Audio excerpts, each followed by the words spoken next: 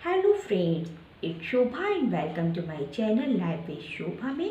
क्योंकि फ्रेंड्स सर्दियाँ चल रही हैं तो सर्दियों में हम कुछ न कुछ खास ऐसा करते हैं कि हम अपनी भी प्रोटेक्शन कर सकें, अपने बच्चों की, अपनी फैमिली की भी प्रोटेक्शन कर सकें कि उनको सर्दी ना लग जाए। तो आज की वीडियो में मैं ऐसी ही दो चीज़ें आपके साथ शेयर कर रही हूँ जो मैंने आज दिन भर में किया है, और जिससे कि एक जो चीज़ है वो खाने से रिलेटेड है और एक है जो मैं आपके साथ शेयर करूंगी। आप आगे वीडियो में देखेंगे कि मैंने अपने बच्चे के लिए क्या बनाया है। तो चलिए बिना टाइम वेस्ट किए हम इसको स्टार्ट करते हैं। सबसे पहले मैंने यहाँ पर ये लिया है ये वूलन फैब्रिक। ये मेरे पास एक पीस छोटा सा पड़ा हुआ था। इस तरीके से ये इतना ही बड़ा टुकड़ा है और ये जैसे जो जेंट्स लोगों की गरम शर्ट बनाते हैं ये उस तरीके का कपड़ा है।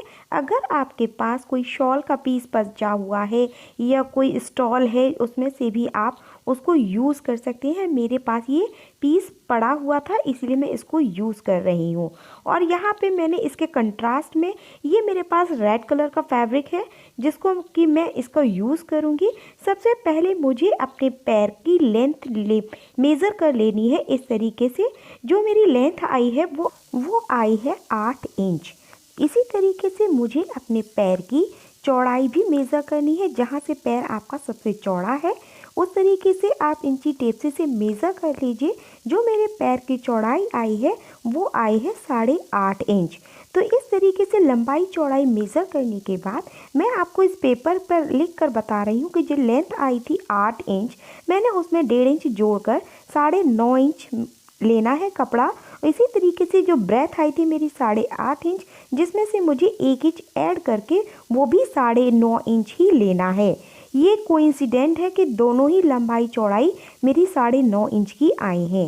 इस तरीके से लंबाई चौड़ाई मेज़र करने के बाद मैंने जो अपना वूलन फैब्रिक था 9.5 इंच पे इसको मार्क कर लिया है अपनी लंबाई को।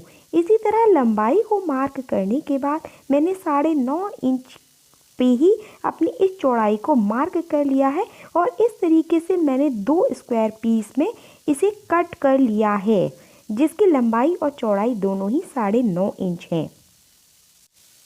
इस तरीके से मैंने अपने वूलन फैब्रिक को कट कर लिया है।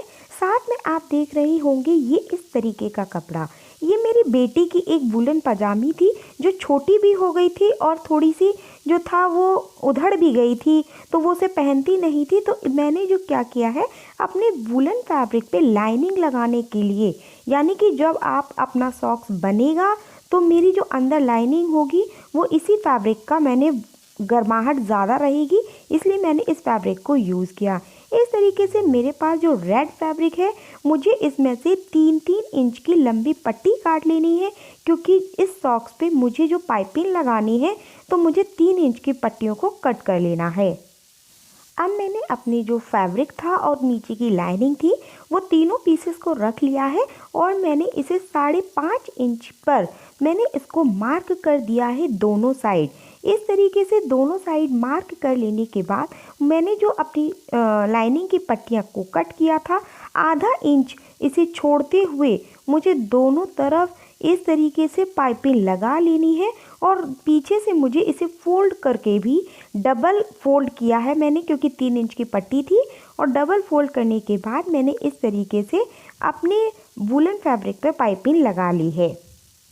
अब मुझे इन दोनों पाइपिंगों को इस तरीके से मिला देना है और इस तरीके से जो मेरा बिना पाइपिंग वाला हिस्सा था उसमें स्ट्रेट सिलाई लगा देनी है और थोड़ी सी पाइपिंग पे घुमाव देते हुए मुझे सिलाई लगानी है, जिससे कि जो पाइपिंग का जॉइंट है वो अच्छे से दिखाई ना दे कि यहाँ पर किस तरीके से जॉइंट आया है। इस तरीके से आप देख रहे होंगे ये मैंने स्ट्रेट सिलाई लगाई है और थोड़ी सी पाइपिंग के ऊपर देते हुए कर ली है। अब मुझे अपने फैब्रिक को इस तरीके से फैला देना है। साइड में थोड़ा सा अंगूठा का पोर्शन मुझे मेज़र करना है, इसलिए अपनी सिलाई को थोड़ा साइड पे रखना है। इस तरीके से आप अपने पैर का नाप लेते हुए इस तरीके से आप अपनी फिंगर को और अपने अंगूठे को दोनों का निशान बना लीजिए और इस तरीके से जब मार्क हो जाए अच्छे तरीके से तो उसके बाद आप सिलाई मशीन को इस पर एज इट इज़ चला दीजिए। इस तरीके से निशान जो हमने लगाए थे मैंने उस पर इस तरीके से सिलाई लगा ली है और अंगूठी को भी अच्छे से लगा दिया है। इस तरीके से जहाँ पर ये एक्स्ट्रा फैब्रिक है मुझे कैंची की हेल्प से इसको कट कर देना है दोनों तरफ से, और बीच में मैंने जो अंगूठी का निशान बनाया है उस पर मुझे बहुत अच्छे से कट लगा देना है, लेकिन इस तरीके से लगाना है कि जो सिलाई है वो मेरी ना कट जाए। अब मुझे अपने सॉक्स के इस पीछे वाले पार्ट पे इस तरीके से स्ट्रेट सिलाई लगाते हुए और नीचे का जो पोर्शन है मुझे उस पर एड़ी की गुलाई देते हुए सिलाई लगा लेनी है। सिलाई लगाने के बाद इसमें भी मुझे एड़ी पे जो एक्स्ट्रा पोर्शन आया है मुझे कैंची की हेल्प से इस तरीके से कट कर देना है और अब मुझे अपने सॉक्स को सीधा कर लेना है। इसी तरीके से मुझे अपना दूसरे सॉक्स को भी स्टिच कर लेना है। क्योंकि मैं वीडियो शूट कर रही थी इसलिए मैंने जो सॉक्स हैं वो अपने बेटे को पहनाकर आपको दिखा रही हूँ इस तरीके से, क्योंकि उसका पैर थोड़ा छोटा है तो थोड़े लूज़ लग रहे हैं, लेकिन मैंने इस तरीके से इसे बना दिए हैं। और इस तरीके से देखिए जो पाइपिंग की वी शेप है वो बहुत अच्छे तरीके से आई है और इसके अंगूठे भी बहुत अच्छे तरीके से आए हैं। तो बताइए कि आपको मेरे ये वेस्ट फैब्रिक से और जो घर पर पड़ी हुई वूलन पजामी से बने हुए सॉक्स कैसे लग रहे हैं। अगर आपको ये पसंद आए हो तो प्लीज़ मुझे लाइक ज़रूर करिएगा। और अंदर का पोर्शन भी देखिए कि कितना वार्म रहेगा जिसे पहनने के बाद, क्योंकि ये वूलन पजामी ही मैंने लाइनिंग में लगाई है। अब जो है मैंने अपने दूसरे सर्दियों के काम के लिए यहाँ पर मैंने लिया है ये 100 ग्राम अदरक। इस अदरक को मुझे पहले अच्छे से छील लेना है।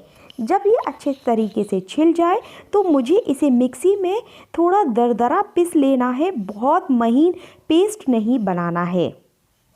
इस तरीके से देखिए मैंने अपने अदरक को इस तरीके से पीस लिया है और मैंने इसे पानी बिल्कुल भी नहीं डाला है और इस तरीके से इसे दरदरा पीस लिया है।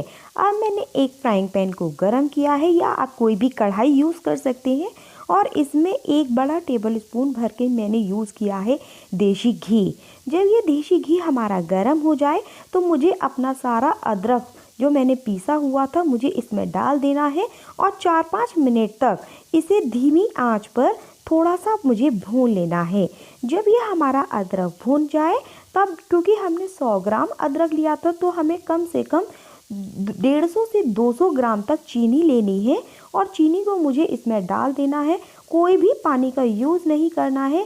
स्लो आंच पर आप धीरे धीरे जब इसे चलाएंगे तो धीरे धीरे जो चीनी होगी वो मेल्ट होने लगेगी और मेल्ट होने के बाद ये बहुत अच्छा सा एक पेस्ट बन जाएगा।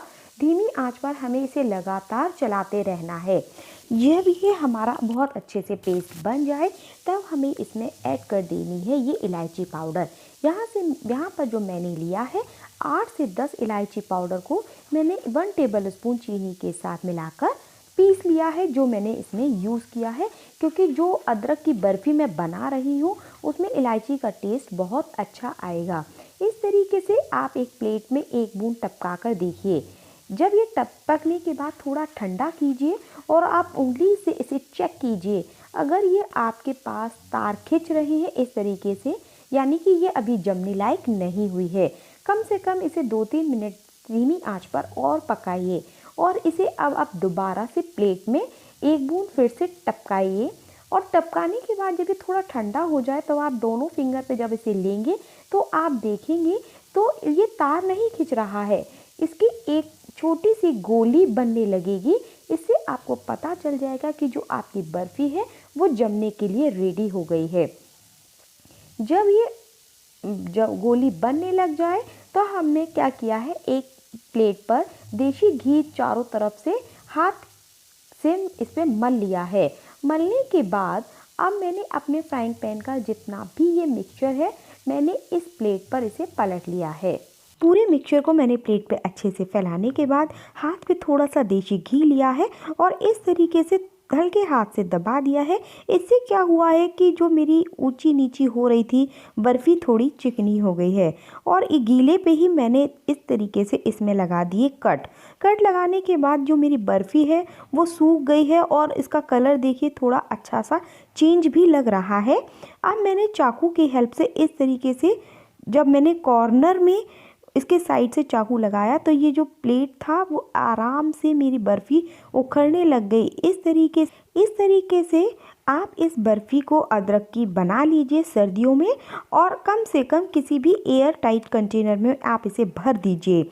इसको कम से कम आप 4 महीने तक यूज़ कर सकते हैं, और सर्दियों में जब भी आप इसे यूज़ करेंगे, गले में खराश है तो आप इसको एक बर्फ़ी का पीस खा लीजिए, तो इससे आपकी सर्दियों में आपको फ़ायदा रहेगा। Okay bye.